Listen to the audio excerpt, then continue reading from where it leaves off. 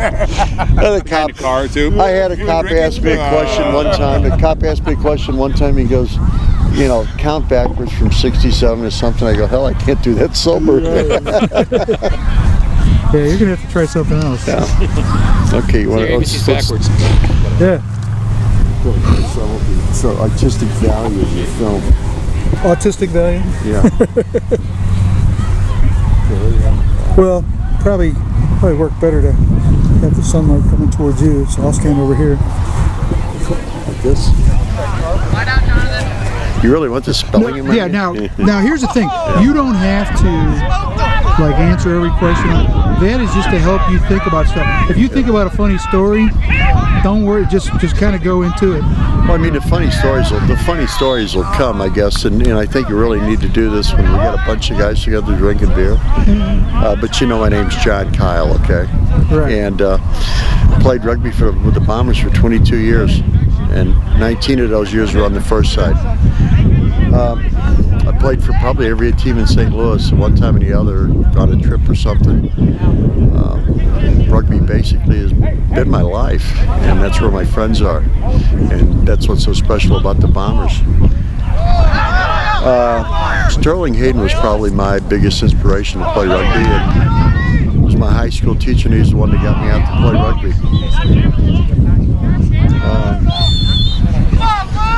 Favorite character during playing years? What do you mean by character? Character like, you know, Jim Manley or Jim Durker, or you know, the knuckleheads that make it fun. Oh, I mean, everybody had some kind of quirk about him that played and made it fun. I mean, Kip Bennett was always interesting to be around because Kip was my roommate for a while. And Kip used to always buy Bomber T-shirts, special T-shirts, and try to sell them at events. And since I was his roommate, I know he'd get drunk and he'd give them away. And I'd just span around telling people, just wait till Kip gets drunk, he'll give you a T-shirt. You don't have to buy them. And he never made any money on T-shirts. And then there was, Jim Durker's Jim Durker. You can't say much about LC. I remember one time I visited Durker out in San Diego. I was out on business. He introduced me as the Hispanic representative for the Olympics for Budweiser. And everybody was speaking Spanish to me out there. And I told him, I go, why can't you just tell him I'm your friend from St. Louis? He goes, well, that'd be no fun. So, what else you want here? Music played at the parties. Well, I scanned like about 4 decades of playing rugby, so I mean the music was varied. So I mean, for the early '70s, the one theme song of the Bombers back then we called it was the "Drop the Bomb on You." So we always kind of played that before a game. The reason why I chose the Bombers. Fuck you, ladies. The reason why I started playing for the Bombers.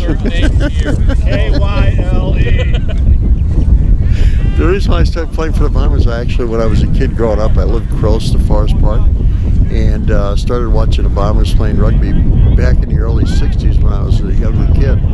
And I decided back then that I wanted to play rugby, and it was my senior in high school that Sterling Hayden came and talked to me about playing rugby, and it was for the Bombers. So I guess you could say I've been a Bomber all my life.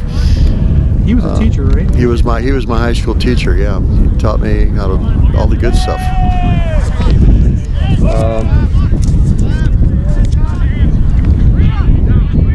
At the highest level I ever played, I was named to the first Western team in I think it was '74 or '75, and I guess that was the highest honor I've had.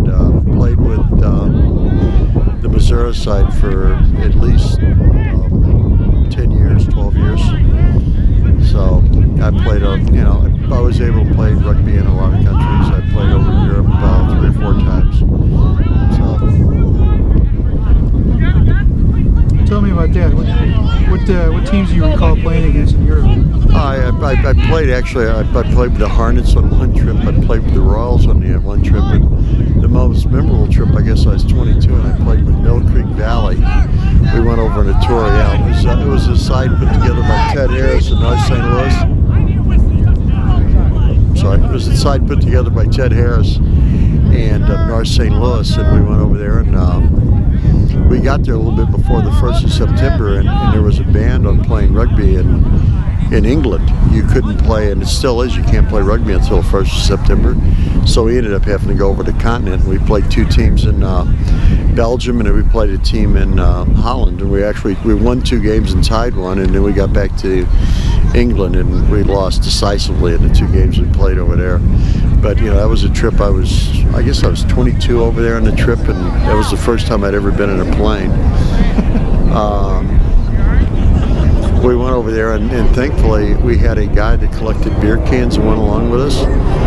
And so he just wanted the cans, and we were able to drink all the beer we wanted to because he always bought it, but he just wanted the cans. So, we were very fortunate on that standpoint. But that was a trip that really got me to the point that understood that rugby was more of like a global community. And then, again, like I said, rugby is my life.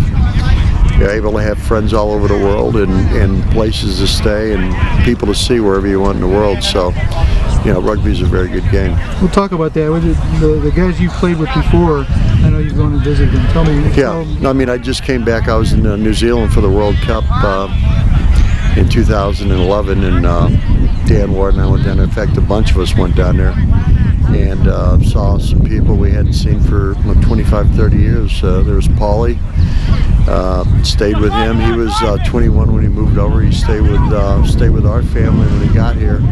And kind of like an adopted son. And I was able to go over and visit him and meet his wife and family. And Mike Peterson, he coached us in the early 70s and was able to spend an evening with him and his family and that. So it's kind of nice to have friends like that all over the world that you play with, and they're your friends for life no matter how long it is till you see them. So why don't we do this later?